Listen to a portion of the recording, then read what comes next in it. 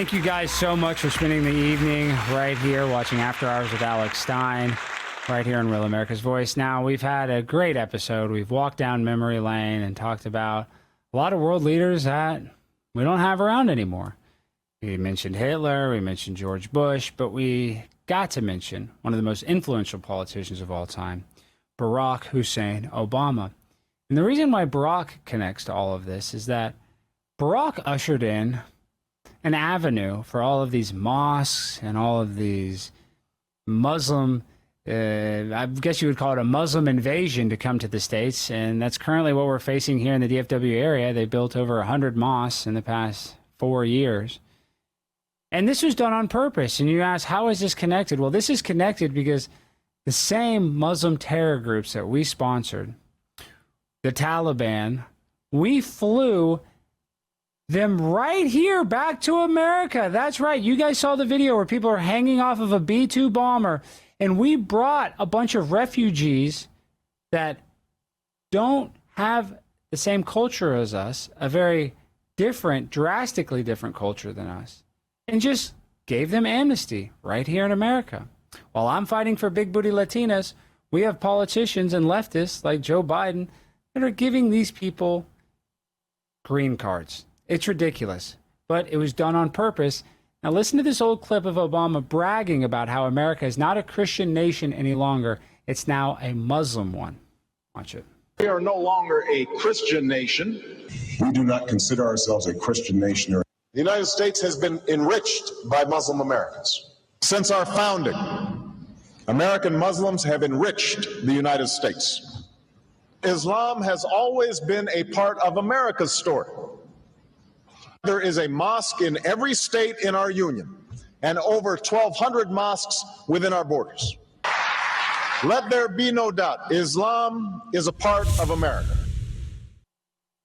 I mean, I say it all the time on the show, reality is stranger than fiction. Barack Obama, one of the most popular presidents of all time, just boldly telling us the truth, that they're trying to turn, and not even trying, they did, turn this country into a safe haven for the same Muslim terrorists that we started a never-ending war in the Middle East against, and the same Muslims that we're currently fighting against in the Iran war.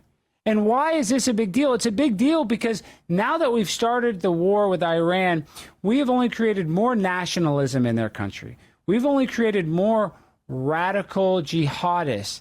And guess what? A lot of them are already here, set up, owning businesses, working and operating just like you and I. But at any moment, they could get upset about something that Donald Trump says or does in the Middle East, and they can bring a gun to the most popular area in Austin, Texas, and just start randomly shooting people. That's right. That is a strong possibility. Now you're like, Alex, what have we learned today? Well, we've learned that the government likes to give us the illusion that we can go to the voting booth and we can vote Republican, we can vote Democrat, and our vote counts. But at the end of the day, even our elected leaders have puppet masters. And those puppet masters are all playing us against each other on purpose, because if we're constantly fighting each other, blacks versus white, women versus men, then we will never actually solve the problems that we're all suffering from. Now, Professor Zhang went totally off script, and he kind of breaks down the reality of the situation and who is actually running the world. Let's play it. And the last factor that is very important is the eschatological factor, where if you look at the Epstein files, it's clear that we are run by secret societies. It's clear that the world is run by these individuals who have a lot of power. We don't know who they are, but they control the military. They control the national security apparatus. And these people, there are different names for these people. You can call them the Illuminati. And the Illuminati are composed of three major groups, okay? You have the Jesuits, who control the Vatican. You have the Sephardim Frankists, which control the modern state of Israel today. And you have the Freemasons, which control the national security apparatus of the United States. And they believe that Israel, this war in the Middle East, is key to the end times in creating heaven on earth. So it's almost like a script that they're following, even though it doesn't make any geopolitical sense. Okay, so I would say that these three are the best reasons why this is happening. Wow. Nothing makes sense. But the puppet masters, it makes a lot of sense to them, and that's why they did this attack during the holiday of Purim. I think that is awfully convenient. During the blood moon at 3:33 a.m., when the moon was the most bloody it's ever been. So this is all being done because it is a controlled demolition of our country. That's why they brought in all of these illegal immigrants. It's not just to take away your voting power.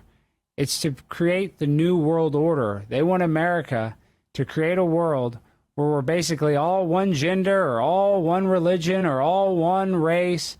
Because if that is the case, then we're easier to control. So the people, the puppet masters, whether you want to call them the Illuminati or whether you want to call them the Vatican or you want to call them Israel, who doesn't matter what you want to call them. There are multiple people that are calling the shots, and they're all basically fighting with each other. And that's why they've set up this country to fail. So I know we talked about a lot of conspiracies, and I know to you this might not make sense, but there are a lot of people that are even way smarter than me that can dissect this and give you the information that you're craving if I've even piqued your interest. So do not take anything that I said and believe me. I want you guys to do your own research. Just like how they said during COVID, don't do your own research. Well, I'm the opposite of that. I encourage all of my viewers to go and do their own research. And I hope that I've even piqued your interest just a little bit at looking at the official narrative. And if you can see similar correlations from what happened in the early 2000s to what's happening in Iran, I applaud you, because I think it's very obvious that we're getting in another quagmire and the American citizens do not benefit from it. And they sell us the lie that we're all going to be attacked by terrorists. When in reality, that is a high possibility, but we caused that by rattling their cage. And that's what I don't like. I want to have a country where we don't rattle people's cages. We don't just overthrow governments for the CIA. I want to be able to come to an agreement. I want to be able to negotiate our problems without killing each other. Now, speaking of people that didn't get to negotiate their problems, I want to show this clip of El Mencho. He's one of the top cartel leaders, and this is him in his gold casket right before he got buried. Now, the saddest part about El Mencho is that they were able to find him because of his OnlyFans girlfriend. She was a big booty Latina, hot. I'm talking about hot. They followed her to his house, and that's where they were able to take him out. So rest in peace, El Mencho. The fentanyl prices are a little higher, but luckily it's only going up from like $5 to $6, so we can still party if we got a little money in the bank. Shorty, what you drank? Okay, we've talked about so much Debbie Downer type stuff. I feel bad. You know, I probably got some person pulling their hair out tonight. And trust me, I pull my hair out every single night because the world is so crazy. But I got to go back to the burger wars. That is the most pressing thing in my life, even more important than 9/11 truth, even more important than the war in Iran.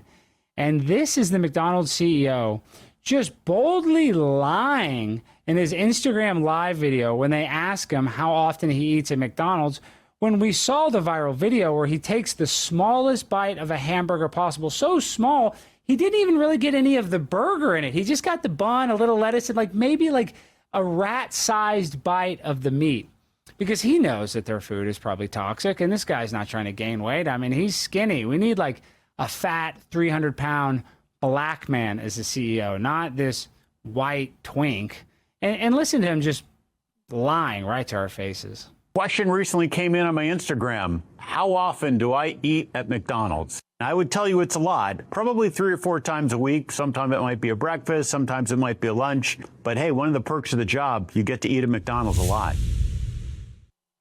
Well, guys, I'm announcing tomorrow we're going to have a burger war, but it'll be burgers versus Arby's.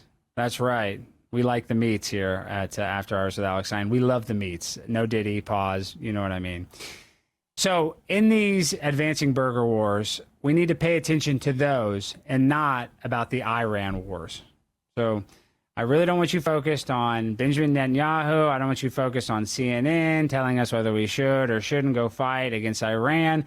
You need to worry about the CEO of Burger King challenging the CEO of McDonald's to a burger mog-off. That's really what is most important in this country.